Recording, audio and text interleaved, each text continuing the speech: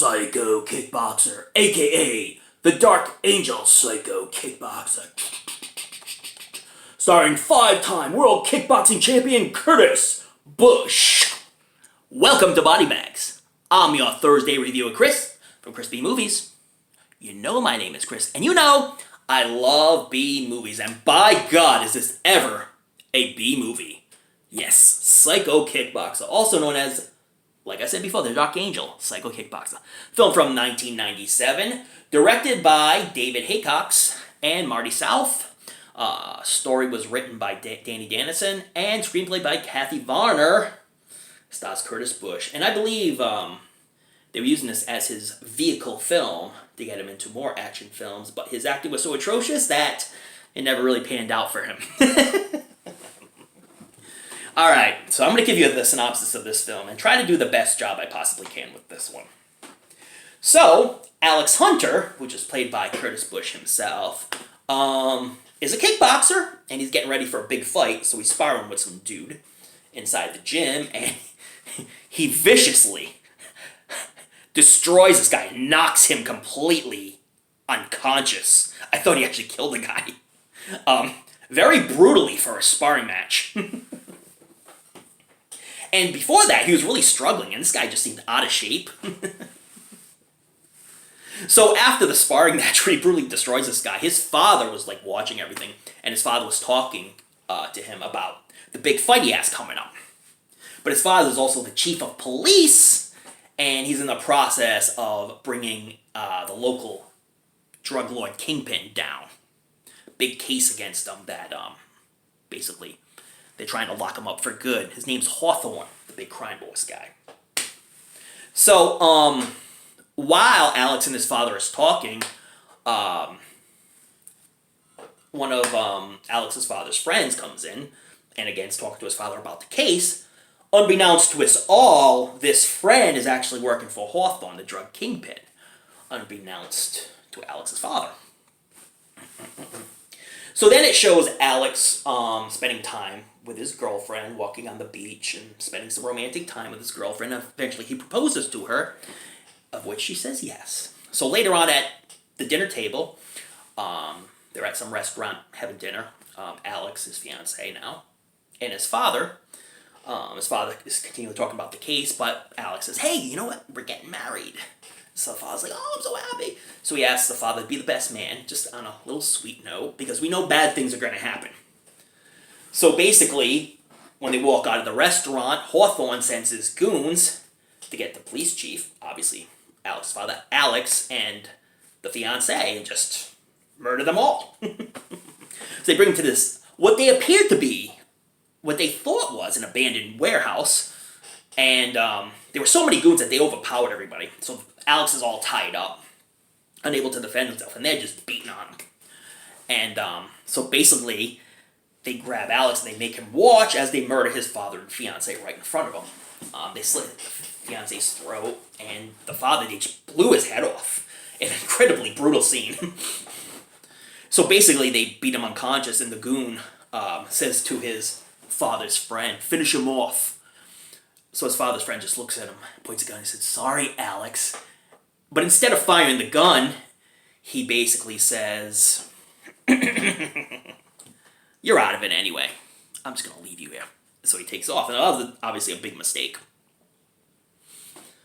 So, again, Alex is unconscious, and he wakes up, and this Vietnam vet is kind of nursing him back to life. And basically, the Vietnam vet is patching up all his wounds and feeding him and getting him pumped up and ready so that he can take down Hawthorne and all his goons. And there's a good little training montage to some cool synth music. So basically, in preparation of Alex taking down the kingpin, he basically just fights crime on the streets. And the Vietnam vet gives him this costume. He's like, alright, I'll wear the costume. I'm just not wearing this mask. Next thing you see, he's wearing the mask in full costume. So like anytime someone's selling drugs, he just goes in and beats the hell out of them.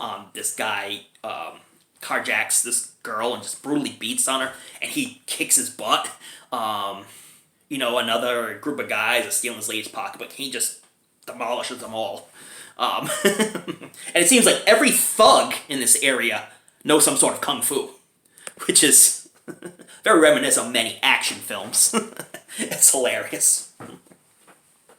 And so basically, towards the end, he has the big showdown with Hawthorne and his goons as he allows them to capture him. And at the end of the film, Hawthorne's like, we're going to do this old-fashioned style. We're going to have you fight to the death. If you survive, then we won't kill your friends, which was this reporter who he befriended, and of course the Vietnam vet that brought him back to life. Or nursed him back to health, should I say.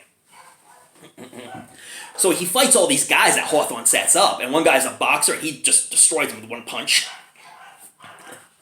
Another guy's a judo guy, and the guy's like 3 times his size. He's struggling with him for a little bit, but then he takes him down. And eventually, he takes down some of his goons that Hawthorne says. But will he take down Hawthorne? Will Hawthorne escape unscathed? Will Hawthorne kill his friends before Alex can get to him? You have to find out by watching Psycho Kickboxer. Also comes with Canvas of Blood. This is from Shockorama. I don't think you can get this anymore. I think this is completely out of stock. I know when I got it, there was like a couple copies left, and they were selling it for dirt cheap, so I picked it up rather quickly. The acting in this film is absolutely atrocious. Curtis Bush is probably one of the worst actors I think I've ever seen. The Vietnam vet, probably the best actor in the whole film. And Hawthorne, Tom Story, the guy who plays Hawthorne,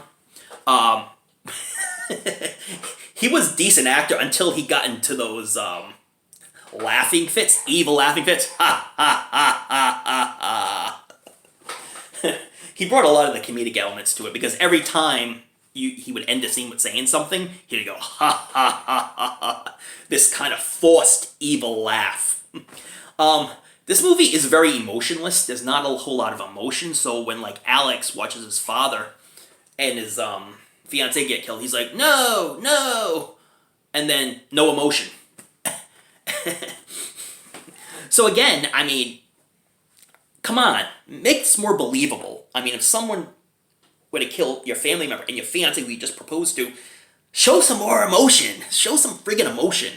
A lot of people, a lot of the actors in the film mumble through their lines, I've noticed in this film. But I love Hawthorne's evil laugh. I mean, that's absolutely, positively priceless. And one of the thugs at the end, one of the judo guy, just mumbles the entire time. Come and get me. What you gonna do now? What you gonna do now? Absolutely hysterical. And like I say, you know, the acting is atrocious. The print, not very clean, but as clean as it can possibly get. I don't think any of the major label companies will probably pick this film up and make a better print out of it. Maybe Vinegar Syndrome might. I'm not sure. But you can't get this on Blu-ray either. I mean, this is only on DVD from Shockorama. Definitely a rare film. So if you find it around, maybe eBay. It's laugh out loud funny, man. You know, the acting is so atrocious that you end up laughing. The movie is emotionless. There's just not a lot of emotion in this film.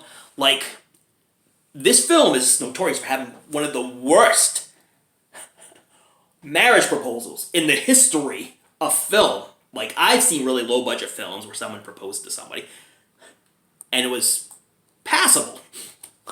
One of the worst, and I mean worst acting wedding proposals in all of cinema is in this film. So they take the walk on the beach, and they're in the loft area, and they're holding each other, and he's like, hey, will you marry me? And she's like, yeah. Completely emotionless. And she hugs, and then she kind of hugs him.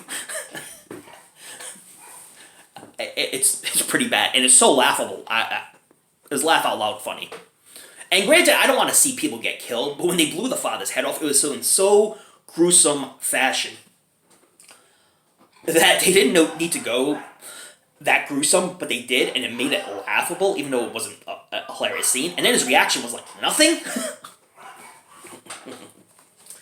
Anyway, very low budget film, B film all the way, horrible acting, except for Tom Story, who played Hawthorne, and the Vietnam vet. They were at least passable. Very emotionless film. The fight scenes were absolutely ridiculous because sometimes he would throw a kick to a guy's head and he'd miss him by this much, and you could obviously see that he completely missed him, but the guy would react to, whoa! Again, brought tears to my eyes. Yeah, this film is hilarious. So I'm going to put this one on the cheeseometer, and I'm bringing the cheeseometer back, and I'm going to rank it 1 through 10. I think, the 10 to 1 ranking is suitable for films like this and for reviewing films because, people have been rating till 10 for years now. I tried the 1 through 5, I tried the 1 through 100, but 1 through 10 seems feasible to me. I'm going to say acting, screen print, direction, anything I can throw at this. It's an awful film. I would give it a 3. But for pure entertainment and enjoyability of the film, I would give it a 7. Like, all the technical aspects that you would want to see in a film, like if you're looking to see a well-made film and you look for all the aspects, it's a 3, okay? But enjoyability, because the acting was so bad and just things were completely off, and the directing was terrible, and 7. 7 for enjoyability, 3 for technical aspects of everything. Anyways, from what I've explained to you, you can make your own decision whether you want to see Psycho Kickboxer. This is going to be a tough one to get. So, good luck in trying to find this one. Again, from Shokorama. Anyways, thank you so much for watching. Check out all the other reviewers. They bring a lot of good stuff to the table. They review great films. They're very passionate about what they do, so support them. Check me out next Thursday, because next Thursday is theme week, baby. You know that's good times right there. And also, check out those late night horror movies. Read up on your latest Fright Mags. But don't forget to tune in to another episode of the show we call BodyBags. And if you don't, I'm going to send my buddy, the Psycho Kickboxer, out to get ya. Curtis Bush. I'm going to bring this guy back from the dead and have him haunt your souls by a kick right to the head. Later, guys.